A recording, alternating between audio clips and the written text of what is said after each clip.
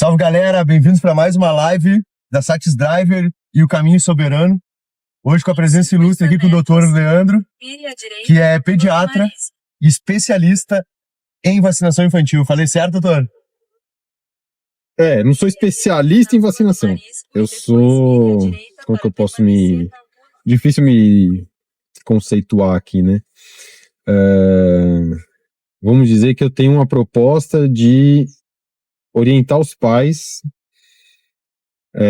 o que existem de discussões relacionadas às vacinas que não são feitas na enorme maioria dos casos aí quando seu filho vai receber alguma vacina ou uma gestante vai receber, né? Então eu não sou infectologista ou microbiologista, né? Eu sou um profissional especializado em vacinas, mas sou pediatra que estuda bastante esse assunto, vai? Só para ficar claro aqui, né? Pra gente pôr os pingos nos is aí. Que bacana. Bom, como é que começou a tua trajetória dentro da medicina em si? Eu nunca pensei em fazer medicina. A medicina não estava no meu escopo, assim, mas depois que eu fui conhecer, na época de vestibular e tal, veio um clique, gostei. Depois, na medicina mesmo, a minha formação inteira eu fiz pensando em fazer ortopedia. E aí, no último ano, só depois que aí eu prestei prova, não passei e tal, eu comecei a trabalhar, aí comecei a atender crianças, né, no SUS, assim, quando não tinha pediatra, tinha que vir uma criança outra ruim ali. E aí eu fui gostando, fui trabalhando, fui atendendo até a hora que eu troquei, né, eu não atendi mais adulto, só passei a atender só criança. E aí depois disso que eu fui fazer, né, depois de 5 anos trabalhando aí em pronto atendimento, pronto-socorro, São Paulo inteira, lá, tudo quanto é lugar do SUS na época, né, aí eu decidi fazer a residência de pediatria. E depois eu fiz gastropediatria, então eu brinco que foi a pediatria que me escolheu, né? Não fui eu que escolhi a pediatria, e foi uma coisa meio que do destino aí. Que massa. E gastropediatria, a gente ouve falar muito que o intestino é o segundo cérebro, né? Uhum. E que hoje, né, a gente teve a palestra ali com o Antônio e tal, e conta um pouco mais para nós, assim, do que isso é. O que é verdade nisso, do intestino ser o segundo cérebro, ou se é só um brand, assim, tipo, uma narrativa, uma headline que a galera usa para vender, porque a gente tá aqui muitas vezes, embora o meu background seja marketing, eu tô aqui às vezes para desmascarar o marketing, que eu acho que o marketing ele é responsável por fazer muita coisa errada na vida das pessoas. Não, é real, né? Isso é uma teoria que não é relativamente nova, né? É um assunto que se estuda há não muito tempo, que é a microbiota intestinal, que o pessoal chama de flora intestinal, que são todos os micro-organismos que a gente tem no nosso intestino. Então, para você ter uma ideia, a gente tem mais bactérias no nosso trato intestinal do que células no corpo. Basicamente, a gente é um simbionte, né? Uma simbiose. A gente não é nem... A gente é formado por mais bichos que nem são a gente mesmo. E esses micro-organismos, então, são milhares e milhares. Tem fungo, bactérias, vírus, parasita, tem um monte de bicho lá. Então, esses micro-organismos que a gente tem no intestino, eles secretam substâncias que agem como hormônios no nosso corpo. Por isso que ele é chamado do segundo cérebro. Então, existe o eixo intestino-cérebro, né? Então, a parte hormonal do nosso corpo, o controle do intestino, tem efeito nessa microbiota, né? E a microbiota tem efeito com substâncias no nosso corpo inteiro. E ela é definida por 1000 fatores. Desde o parto, o tipo de parto, o remédio que toma, qualidade de vida, sedentarismo ou não, alimentação principalmente. Então, tem vários fatores que determinam a microbiota aí do organismo. Por isso que é um assunto muito estudado e muito falado hoje em dia. Que bacana. A gente usa o termo genérico, né, de disbiose, quando tem uma microbiota ruim. Então já tem várias bactérias identificadas como mais benéficas, outras que são mais maléficas, relacionadas a autismo, Alzheimer, diabetes, obesidade, enfim, centenas de coisas já bem definidas hoje em dia. Então, basicamente, é verdade, né? Não é só... Não é claro mito. que não é mito, mas lógico que muita gente acaba pegando esse assunto e fazendo promessas mirabolantes, milagrosas. Para vender curso, para vender produto. Produto, exame, enfim, seja o que for, né? É isso que eu falo há bastante tempo, converso bastante tempo com da medicina dos Rockefeller, né? E ser extremamente econômica, né? Focada em economia, focada em business e grana. Isso está correlacionado direto, né? Desde o modelo, né? Que foi... até está muito em evidência agora que médico não sabe tratar da saúde, ele sabe tratar da doença, né? Sim. Foi treinado para tratar da doença, né? Então ele não entende de saúde, ele entende de doença.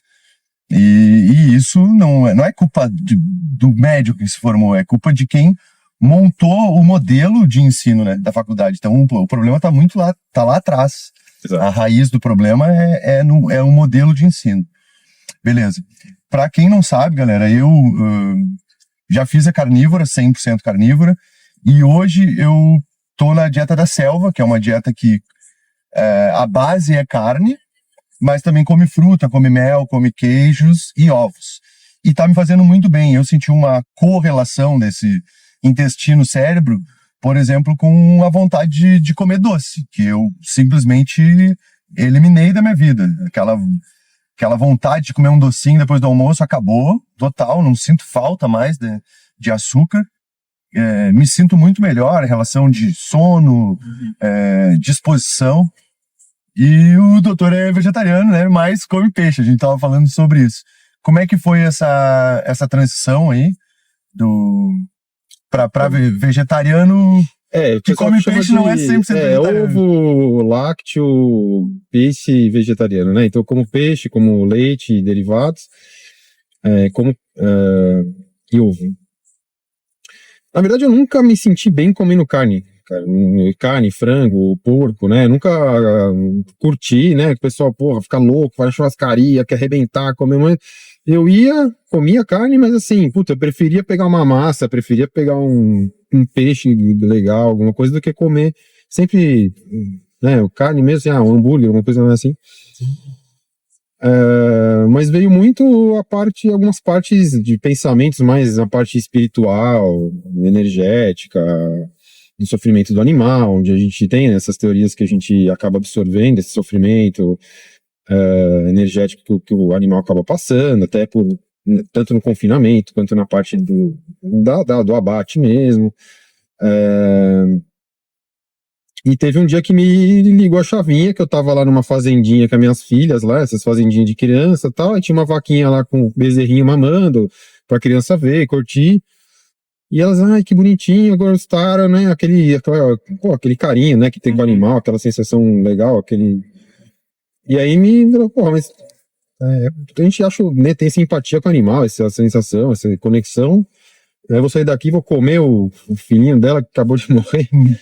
Galera, pra quem não sabe, é um prato que é bem caro até em restaurantes, chama mojeiro, que é o filhote da vaca. É o bezerro ali na sua... como se fosse o filhotinho ainda ali, ele é um prato... Uma iguaria. É uma iguaria, exatamente. Tava faltando a palavra. Imagino, né? Porque ele vale por, sei lá, 5 vacas, não sei. É isso aí. Galera, se chegou até aqui e não tá inscrito no canal, se inscreve aí, deixa um like, que isso ajuda muito, tá? Depois a gente vai deixar fixado aqui um card também do canal, tem canal no YouTube? Tem sim. Canal no YouTube e todas as redes sociais vai ficar fixado aqui no primeiro comentário. Eu não sei se o Gênesis tem alguma pergunta, preparou alguma coisa aí, vai buscando algumas perguntas para nós aí também. Tá, sua especialidade é gastrointestinal, não é isso? Gastropediatria, isso. Por que decidiu seguir essa especialidade? Que viu, né? Observou nela? É porque eu gosto muito de bebê pequeno. Uhum. Né? Claro, atende até adolescente, mas o que eu gosto mais de atender são bebês pequenininhos. Então, resolver aquelas primeiras queixas que as mães têm, né? Aquele impacto que traz, o bebê que tem refluxo, que tem cólica, que tem dificuldade de fazer cocô, que são todas queixas muito normais que o bebê acaba tendo. E como gastro, a gente consegue estudar isso mais a fundo, né? E resolver melhor essas questões. E foi, né? A gente acaba na residência de pediatria, a gente passa em todas as especialidades. E aí, quando eu passei na gastro, foi o que mais me chamou atenção nesse sentido, né? E eu gosto bastante, né? Então, resolvo muito desses problemas aí. Hoje a gente tem muita criança com falsos diagnósticos de alergia ao leite, com mãe ansiosa porque tem que fazer dieta, mãe que perde a amamentação porque enfiaram fórmula na criança sem precisar, tomando um monte de remédio, muitas vezes também sem precisar, então causando mais malefício no bebê e tal. Então, atender esses casos é o que mais me traz, assim, satisfação, né? Resolver essas queixas. Motiva e traz propósito, né? Sim. Na frente de tudo. Muito massa. Agora, aproveitando o gancho, né, do fórmula e tal, a gente sempre tem um bebê pequeno na família, né? Família grande, eu tenho 2 irmãos, tenho um monte de primo, e sempre tá se renovando a safra de bebês. E nesse caso tô com um sobrinho novo aí, e tá bem nesse período de leite, e a mãe tá secando porque volta às atividades de trabalho, e né, não consegue dar de mamar. Queria que o senhor falasse sobre a importância do colostro materno, que a gente vê até marmanjo de academia comprando colostro porque aumenta texto, galera. Tá? Quem tomou leite da mulher grávida aí, eu não sei se pode falar isso aqui, senão vai... Eu tomei leite da mãe do meu filho, é muito bom, tá? É docinho. Docinho. Pode falar, você Pode falar. Ele não tem problema. Mas aumentou o texto? Deve ter aumentado, obviamente. Né? Mas, enfim, qual a importância do colostro, né, nessa primeira alimentação ali, e o fórmula que vem da Nestlé, que a gente discutiu muito sobre isso, indústrias gigantes, né, envolvidas do smart money, siga o dinheiro, aonde que tá vindo a banca, quem é que tá com vantagem disso, e o que tá esquecido, aí o leite da prateleira, que também criaram muito essa função do zero lactose, né, virou uma enxurrada de, porque o meu filho, né, que tá com 9 anos hoje, sofreu, a mãe dele caiu nesse conto aí, é porque ele é intolerante, não sei o que é lactose, aí ele teve muita pneumonia, mandaram cortar o leite total, não pode dar leite nenhum, enfim. Eu queria que o senhor falasse um pouco do colostro e do esquecido leite de saquinho. Que é aquele leite lá que, né, geralmente é de um produtor, de uma cooperativa menorzinha ali da cidade, que é um leite que, se tu abrir ele e deixar fora da geladeira, 2 dias ele vira nata, ele apodrece. Isso é leite. Um leite não foi feito para ficar 60 dias na prateleira, cheio de conservante, cheio de negócio. Então eu queria que o senhor desse uma aprofundada. Vamos lá, então. É que aí são coisas meio diferentes. Bom, quando o bebê é pequeno ali, o colostro, o leite materno, é assim, indiscutível os benefícios que existem. É o melhor alimento que um bebê deve ter, e isso é uma das coisas que eu fico angustiado de receber muitas mães que pediatras suspendem a amamentação por motivos X, por refluxo, por alergia, seja o que for, que é um absurdo. Então a importância ali, o colostro é o primeiro leite que a mãe tem, que é rico em anticorpos, a mãe, ela tem um leite, ela produz o leite específico para a idade do bebê. Então, cada fase do bebê, até durante o dia, a composição do leite da mãe muda para se adequar ao que o bebê está necessitando. A gente é muito perfeito. Deus a gente faz a gente perfeito. Só que aí o bebê nasce, o povo já vai lá, primeiro dia de vida, tá, não sei o que, tocha a fórmula na criança e já arrebenta com esse processo, né? Então, as coisas que precisa ficar bastante cuidado. As fórmulas, existem várias discussões aqui, hoje até no evento a gente teve um pouco dessa discussão, que as fórmulas, as gorduras que eles se utilizam são de óleos vegetais, que já tem muitas evidências de que eles trazem vários malefícios pro na fórmula, não sei o quê. Qualquer uma delas, qualquer forma industrial, independente da marca. Tem umas que são um absurdo, tipo, R$70 uma lata de leite. Para mais. Para mais.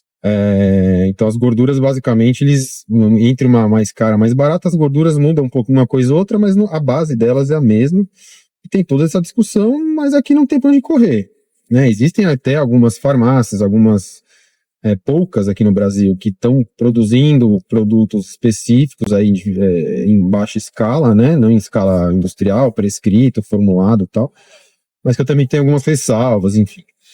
Acho que também não vou me aprofundar muito nisso.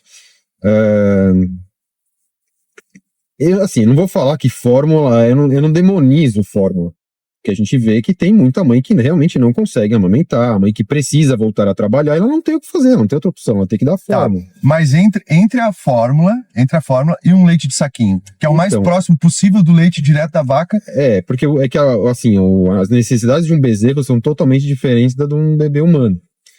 Então você tem ali uma quantidade de proteína muito maior, ela não tem a mesma proporção dos micronutrientes, principalmente, né? Sódio, potássio, magnésio, as gorduras, é tudo diferente. Então, em princípio, teoricamente, não é o ideal você dar leite de vaca puro ou de outro mamífero para um bebê, tá? Por isso que ele é modificado. Então, a fórmula, eles pegam o leite da vaca e modificam para que ele tenha um padrão onde ele vai ficar próximo do leite humano para um bebê receber, né? Tanto que existe a história das fórmulas. Conte um pouquinho aqui da história das fórmulas. Claro, muito. Se eu não me engano, final dos anos 1800, lá, eu não lembro que profissão, se ele era químico, ou, enfim, não lembro qual que era a profissão do cara lá. Ele viu que bebês prematuros que recebiam leite de vaca de mamífero morriam muito, né? Principalmente prematuros, porque a mãe não conseguia amamentar, porque morria, sei lá, acontecia alguma coisa. E aí ele pegou o leite da vaca e começou a modificar, né? Ele começou a modificar, alterar algumas coisinhas bem de uma forma rudimentar, e aí viu que os bebês estavam indo melhor, estavam sobrevivendo mais. Daí, quando isso deu certo, acontece o que sempre acontece, a Nestlé comprou os direitos desse processo aí. Smart Money, né? Vem. E aí fez uma barbaridade atrás de barbaridades, que existem isso já bem documentados, onde eles foram para a África, principalmente, e começaram a divulgar, né, propagandear para as mães de que a fórmula era melhor que o leite delas. Em hospital, em pré-natal e tal. E aí as mães começaram a entrar, lógico, começa a dar fórmula logo de cara, que a mãe não consegue amamentar, ela vira refém da fórmula. Isso no começo do século passado, né? E os bebês começaram a morrer aos montes, principalmente porque eles não tinham água potável para fazer a fórmula, então dava água contaminada para o bebê, os bebês morriam tudo de diarreia. Então tem várias histórias dessas, né? Essa é o principal, assim, que existe, tem documentário aí para quem tiver interesse, dá para pesquisar. E aí é assim que eles propagandearam, né? Tem propaganda até de leite condensado, inicialmente era o melhor alimento para o bebê. Você pega lá a propaganda da década de 30, 40 no Brasil, Imagina, era o leite condensado que dava uma bomba de açúcar, né? Então eles vendem o que assim, a qualquer custo, né? E não importa, estão nem aí. Mas aí as fórmulas foram sendo modificadas, tal, foram atualizando, hoje ela é regulamentada, tem todas essas questões das gorduras ruins, etc. Mas não tem como demonizar uma fórmula, né? Porque realmente muitas mães não conseguem amamentar por mil motivos. E a tem fórmula, que ser, naquele momento ali tem que ser. Dentro de tudo do que existe de opção, a fórmula é o menos pior. Maravilha. E aí, na introdução alimentar ali, né, bebês, existe também um calendário, porque a partir de 6 meses tem que dar um caldinho de feijão, tem que dar uma abóbora, aí eu sou da década de 80, né, galera, e a minha mãe criou três homens fortes e saudáveis, né, graças a Deus, e com comida de verdade, comida da roça, sem muita frescura, né, e comia muito leite, tomava leite de vaca, de saquinho, que é, eu falo muito leite de saquinho porque eu sigo o Roberto Brandini, que é lá da Selva, faço a dieta da Selva através do conhecimento que ele passa ali no canal dele, e ele visitou uma fábrica de leite de saquinho, não, é uma cooperativa, produtora, né, cara, é muito legal, tem lá, depois também procurem lá, tem no canal dele o vídeo completo, e aí ele aprofunda muito, assim, o porquê dessa ideia, e dentro de casa ali a gente viu, meu irmão tava nessa função de fórmula, leite saquinho, não sei o quê, e aí eu falei, cara, se fosse tu, eu testaria, né, claro, aos poucos, porque ele também tava com função de refluxo e tal, normal ali de criança nessa transição. Quando vem a função do desmame, né, ou que possa substituir o leite por outros alimentos, qual que seria o caminho ideal ali, né, para nutrir a criança e aumentar a imunidade dela, né? Porque os bebês são alcalinos, né? Já é comprovado que eles... Sim. Eles nascem alcalinos e a gente vai... É como se fosse um HD virgem e a gente vai instalando os aplicativos nele. Então, açúcar mesmo, vai dar açúcar pra criança, eu acho um crime dar esse tipo de guloseima aí que a indústria vende, né? A introdução alimentar clássica, que é a que eu recomendo para os meus pacientes, que eu fiz com as minhas filhas, é a partir dos 6 meses, você começa, aqui no Brasil a gente tem a cultura de começar com fruta, porque tem muita fruta e é barato, mas cada país vai ter a sua cultura. Tem um paciente do Japão que eles começam com tofu, peixe ressecado, uns negócios esquisitos que a gente não come, por exemplo. Né? Mas pelo guideline você poderia começar direto a criança comer comida. Comida normal. Pelo tradicional, pelas sociedades, pelo que a gente, assim, a partir do momento que a criança começa a comer, você vai usar um pouco de cada grupo. Então você vai pôr lá o arroz, feijão, a batata, uma folha, um vegetal e uma proteína, né? Existem várias outras teorias de introdução, tem o BLW, que a criança come sozinha com um pedaço, tem agora que está muito na moda, que é o método GAPS, né, que é um método de começa com os caldos de ossos, mais gordura, e gradativamente vai se introduzindo outros alimentos. Esse aí é mais selva, galera. Eu queria que chegasse nesse ponto aí. Esse daí eu sabia que você ia gostar. Esse aí é mais selva, porque tem estudos, o Antônio falou sobre isso, né?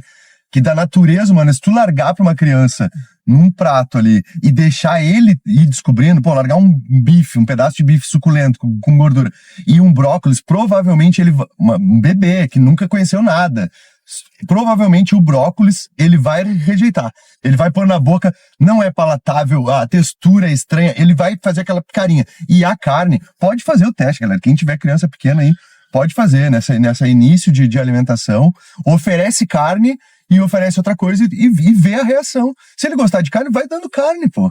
Vai dando gordura animal e caldo de ossos, né? Porque o Antônio falou muito sobre isso. A gente começou a evoluir o nosso cérebro através do tutano. Então é o tutano que fez acontecer ali muita coisa, né? Assim, eu não discuto que são alimentos saudáveis. Tipo, a minha crítica relacionada a esses métodos é assim, é o extremismo e deixar a mãe super ansiosa porque é só aquele jeito que dá certo. Então assim, o preparo disso não é fácil, tem que cozinhar lá 300.000 horas. Já atendi mães que fizeram que assim, como a mãe trazia a relação dela com a refeição do bebê, era tudo assim, eu não posso dar não sei o que, não podia dar não sei o que, eu tinha que dar não sei o que lá. Não era um negócio agradável, livre, sabe? Uma coisa gradativa, uma coisa... Não, era muito... Parece que estava seguindo um protocolo de segurança de alguma coisa, assim. É isso que me incomoda um pouco quando a gente entra na alimentação infantil, entendeu? Porque a mãe cria uma relação ruim com a alimentação e a criança vai criar do mesmo jeito. Então aí a mãe entra ansiosa, porque aí não pode, porque tem que fazer não sei o quê, tem que dar do jeito X, Y, aí isso entra nesse BLW da mesma forma. Eu não sou contra, o cara quer dar o BLW, se para sua família funciona, ótimo, deixar sua criança lá comendo, sujar, demorar 2 horas para comer, se funciona para você, beleza, mas não é o método único, não é o melhor, e para uma criança ela tem que ter um primeiro contato com vários alimentos para realmente ter um paladar bem variado, né? Se você restringe muito a alimentação desde o começo, você faz com que a criança não tenha essa exposição. E aí tem outras teorias, né? Tem a teoria que quanto mais alimentos a criança tem contato nesses primeiros meses, diminui muito a chance de alergias, porque você regula o sistema imunológico, regula o paladar. Então você deve, na minha concepção, você deve oferecer um variado e deixar a criança realmente ali. Ela vai criar as suas preferências naturalmente. Eu vejo na prática, a gente vê criança que não come, não aceita carne de jeito nenhum desde bebê. E é intrínseco dela. Tem criança que come 200 quilos de carne, se você der pra ela comer, só come carne, né? Eu falo até por mim, né? Eu me sinto mal comendo carne. Quando eu parei de comer, eu tinha vários sintomas que eu não tenho mais, cara. Tinha muitos gases, tinha distensão abdominal, digestão esquisita. E depois que eu parei de comer carne e frango, isso melhorou. Então acho que cada indivíduo, cada um vai funcionar melhor de um jeito. Tem o cara que é vegano lá, que come só, sei lá, vegetal, tirar de regra inteiro, e também não tem como a gente ficar impondo nada. Isso a gente tem que deixar claro, galera. Semana passada eu fiz um stories, As Regras do Jogo é o nome do produto lá do Roberto Brandini. tá? E a gente usa alguns gatilhos de marketing ali que é para causar provocação e um certo desconforto, né? E uma coisa que ele usa muito, tanto é que viralizou demais o conteúdo dele, a página dele cresceu muito, e usando o gatilho de que feijão e arroz é a ração do governo, a ração estatal. Cara, eu postei esse negócio e tipo, recebi uma enxurrada no direct. Ah, mas como assim tu vai falar mal do feijão e do arroz? E tem uma guerra rolando com nutricionistas e tal, né? Imagina que vocês entraram Ah, gente, é muita dor de cabeça lá com a galera. numa porradaria. Porque a gente tá falando mal do arroz e do feijão. A gente não tá falando mal do arroz e do feijão, a gente tá falando o que é o arroz e o feijão, né?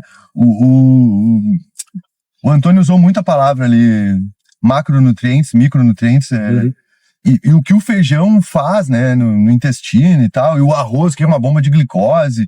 Pode comer 1 quilo de arroz agora, daqui 40 minutos vai estar com fome, porque o arroz não tem nada pra nutrir. Nada. Se tu comer 150 gramas de um bife de carne e 2 bananas, por exemplo, tu vai estar nutrido, não vai sentir fome, sacou? Porque tu te alimentou de um alimento que... E essa neura de que ia faltar comida no mundo foi da onde, em 1970, lá, não vou lembrar o nome do cara, o cara ganhou um Nobel da Paz porque ele conseguiu mudar o glúten e tal, e aí ferrou tudo, porque a gente conseguia digerir o glúten antes da modificação genética dele. Depois da modificação genética, a gente não consegue mais digerir aquilo ali. Pode falar um pouco sobre essa parte? Tem toda essa discussão, né, de que glúten é inflamatório, leite é inflamatório, lactose e tal. Eu ainda não entrei muito nessa perspectiva, assim, né, não acredito que um alimento em si, por si só, seja inflamatório. Não sei se é o leite é inflamatório ou é o tanto de tranqueira que dão pra vaca e põe na caixinha pra pessoa comer que é inflamatório. Né, o glúten tem todas essas modificações, mas aí você entra, tem... pesticida, tem, né, agrotóxico, não sei o que. Será que o que é ali dentro que tá causando poderia causar algum tipo de inflamação? Existem as entidades clínicas relacionadas ao glúten, que é a alergia, a doença celíaca, que aí você tem exame para medir tudo, né? Mas existe uma outra visão, né, mais entra nessa parte da medicina integrativa, que acaba avaliando de outras maneiras, de uma forma um pouco mais indireta, né, se a pessoa tem essas inflamações, algum processo de desbiose, de inflamação intestinal, que isso não é lá muito validado se a gente for pegar pela medicina entre aspas, tradicional, assim, né? Então tem muita discussão relacionada a isso, acho que assim, eu tava falando agora, discutindo aí com o Antônio, né, que você falou que é o Antônio, ele trouxe uma palestra de dieta carnívora. Acho que nutrição é o assunto mais complicado, complexo e que não tem certeza de nada que existe dentro da área da saúde. Cada hora é uma coisa, cada hora muda uma coisa, e assim, coisas que são muitas vezes subjetivas, né? Como isso, a carne para um faz mal, para outro faz bem, pô, e aí? Exatamente. Como é que eu vou provar que tá me fazendo? Porque o estudo mostrou... Puta, mas aí tem 1 milhão de variáveis, em cada estudo você vai identificar algum alimento que tá fazendo mal. Cara, quantos alimentos a gente come, qual que é a qualidade de vida, que mais que essa pessoa ingere, enfim, muito difícil medir isso, né? Perfeito. Só uma dúvida, pode tirar? Claro, bora, pô. O senhor conhece o Dr. Laí Ribeiro, muito conhecido aí pelas polêmicas e tudo. E o que acontece é que já tem uma afirmação dele de que devemos tomar leite apenas quando é o da mãe. Quando paramos de tomar o leite da mãe, não deveríamos tomar leite novamente. Os seus ultraprocessados, né? Eu não vi se ele defende ali o leite cru, mas eu queria saber a sua opinião sobre isso. Ou então até sobre Laí Ribeiro de forma geral, assim. Não vou dar minha opinião exata, assim, sobre o profissional Laí Ribeiro, né? Assim, tem muitas coisas que ele fala que pra mim faz total sentido e tem muitas coisas que ele fala que não faz sentido nenhum. Entendi. Isso que é legal, a gente não é obrigado a então, concordar 100% com ninguém e saber usar filtros, porque eu já cortei tudo aí, mas fique à vontade. A internet, cara, e o efeito manada fez isso. A galera não tem mais capacidade de pensar por si só. Sim. A galera usem o cérebro, pelo amor de Deus, fujam do efeito manada, né? Então, acho que todo mundo, qualquer pessoa, independente de quem seja, alguma coisa você consegue tirar de bom. Você consegue filtrar alguma coisa que aquela pessoa faça ou fale que seja útil para você, né? Então, por mais que você discorde, só que atualmente não adianta, tudo é radicalizado, tudo é extremizado, né? Então, assim, se me tirar leite, cara, eu prefiro viver 10 anos a menos do que para tirar leite da minha dieta, pô. Gostoso. Queijo, leite. Sim, porque o leite, quando a gente fala o leite, é tudo que. Não bebo leite. Pô, mas tu come queijo pra caramba, tá? E queijo é o quê? Tá ligado? Então. A manteiga. Então, hoje meu café da manhã tá lá nos meus stories, quem segue no Instagram lá, tá vendo, eu botei apenas necessário, ovos, porque acordar o pâncreas com ovos é a melhor coisa que tem, né? O pâncreas tá dormindo, a gente faz, eu faço jejum, né, também, uma vez por semana eu tento fazer, eu me levo ao meu limite, assim, de jejum, e aí o que é interessante para acordar o pâncreas ali, ligar a máquina de novo, é o ovo. E aí o meu café da manhã foi ovinho mexido, 3 pedacinhos de queijo e o café, acabou. Mas a respeito do leite, como é que o senhor pensa sobre essa afirmação dele? Então, é que assim, não. Puta, entra em umas discussões meio filosóficas aqui, né? Então, assim, aí a gente é o único animal que cozinha ali os alimentos. Então, quer dizer que a gente tem que comer tudo cru, porque. Aí entra você pode extrapolar isso pra tanta carro. Não, nós somos os únicos animais que usam carro, então a gente deveria ir correndo a pé pra todos os lugares. Então, assim, né? Começa a entrar numas paranoia. Você pode extrapolar. Então aí, enfim, você extrapola isso pra um monte de coisa. É isso que eu falei, individualiza. Eu tomo leite, me sinto mal, tenho alguma coisa e paro e melhoro, pô, eu vou te falar que o leite não te faz mal? Não.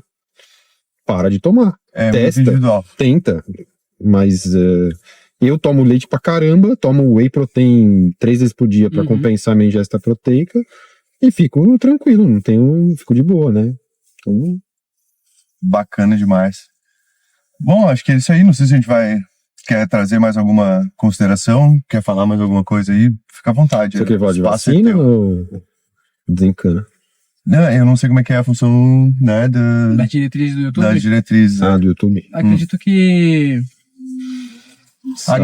o pior já passou. Eu acredito que o pior já passou, mas não sei se...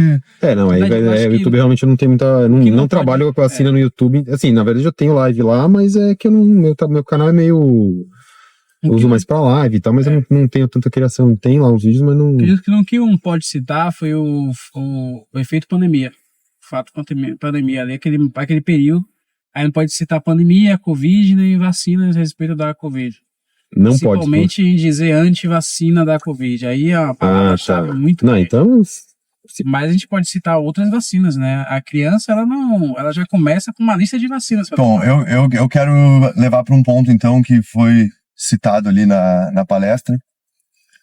Eu tô ajudando a Narcópolis como staff, né, galera? Então eu não consigo participar 100%, mas eu peguei isso no ar ali, me chamou muita atenção.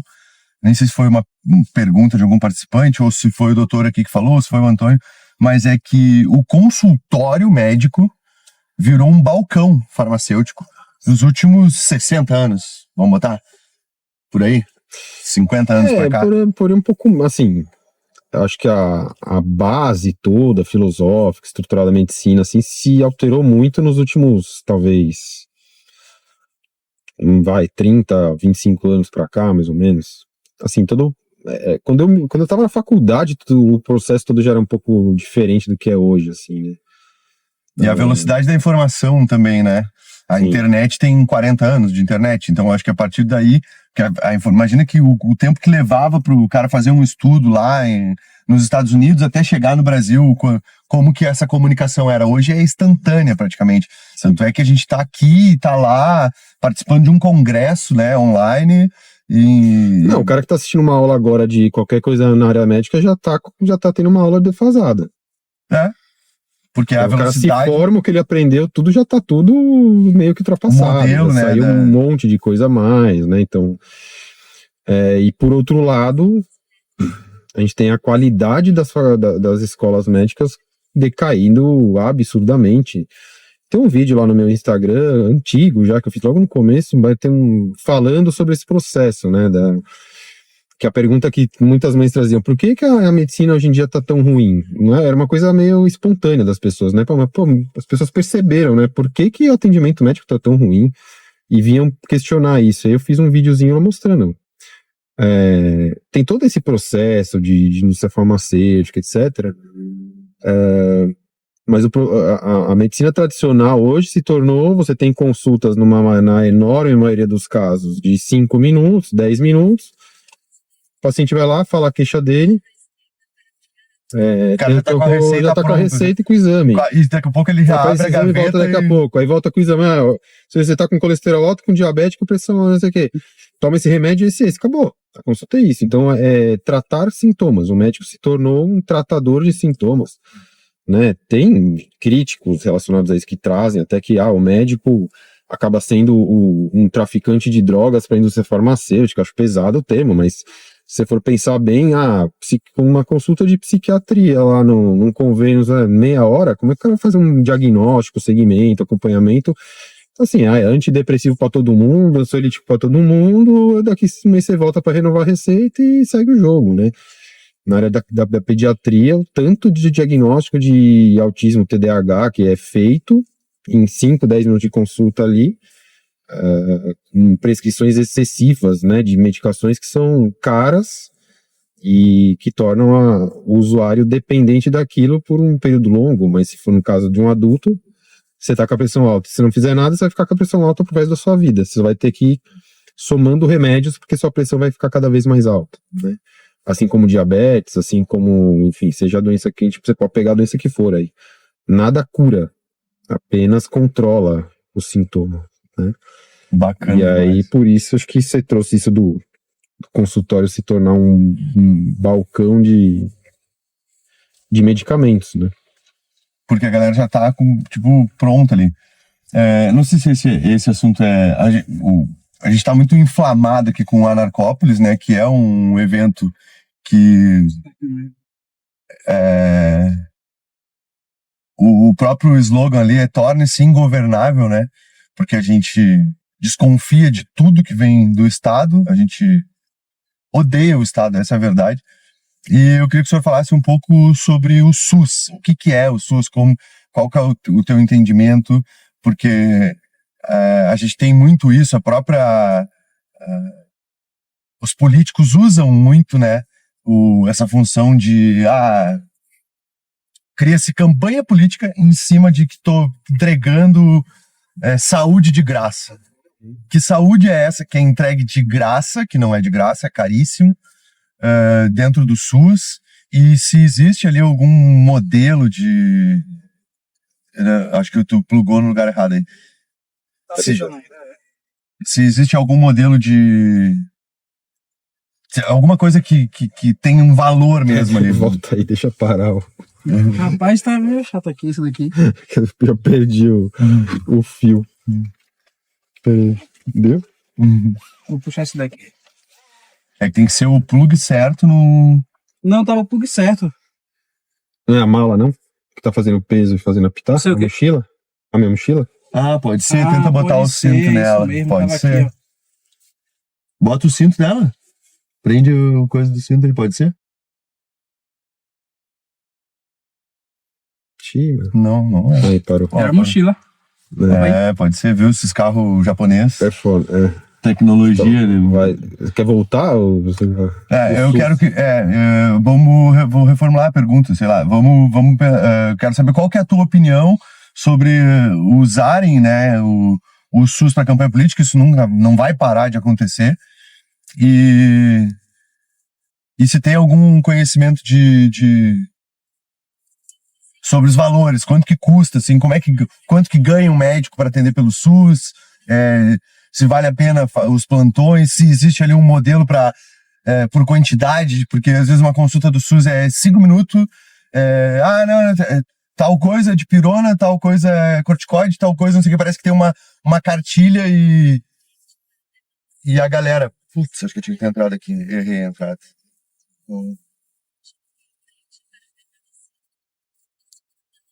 Não, mas ali vai dar boa.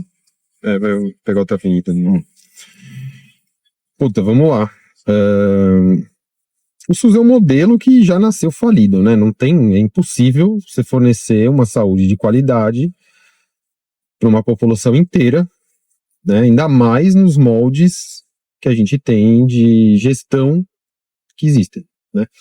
Se nenhum plano de saúde que é privado ali, que preza pelo lucro, etc., consegue fornecer um serviço de saúde, em grande parte das vezes, dos modelos que a gente tem, né, de plano de saúde, de seguro de saúde, conseguem fornecer uma saúde adequada, o SUS não precisa nem falar, né? É uma hipocrisia muito grande esses papinho de viva SUS, né? Uma narrativa de que o Brasil tem um dos melhores sistemas de saúde pública do mundo, porque fornece, etc, etc. Queria saber aonde, né? Pois é. Quem fala isso se usa.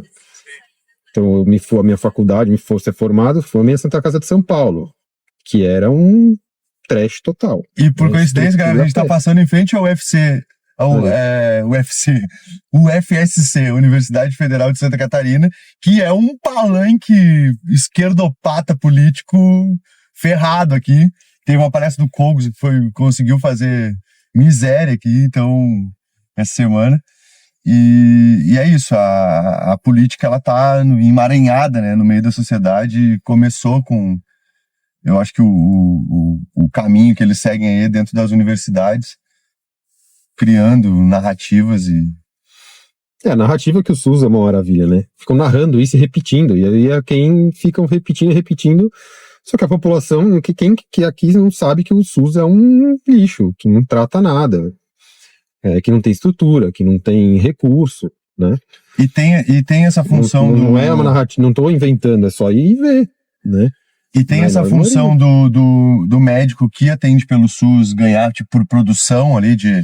Quanto mais consulta ele fizer, ou não é por plantão, é por hora? É por plantão, por hora, mas existe assim, boa parte das vezes assim, eles agendam X pacientes por hora, você tem que seguir ali, se você ficar muito mais tempo, enrosca tudo, às vezes tem que ficar além do horário, enfim, você não é livre para definir quanto tempo de consulta você quer ter.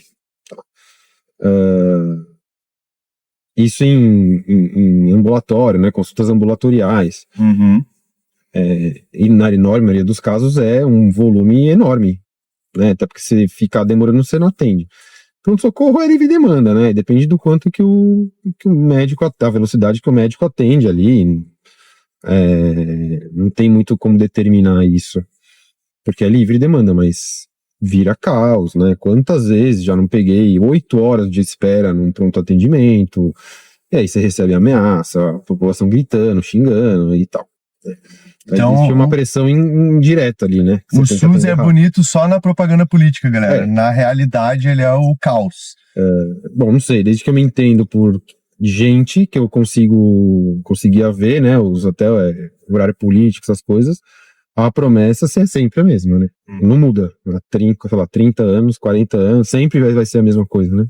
Melhorar a educação, melhorar a saúde, e existe essa hipocrisia aí de que você vai marcar uma consultinha aí, você vai, sei lá quantos meses para marcar a consulta, meses para tirar o exame, meses para retornar. Nessas consultas já chegou alguma mãe de bebê reborn, não? Cara, pediatria. É porque eu tô fora de pronto-socorro já faz um tempo, então eu não peguei essa hype aí, graças a Deus, porque... Tá, mano.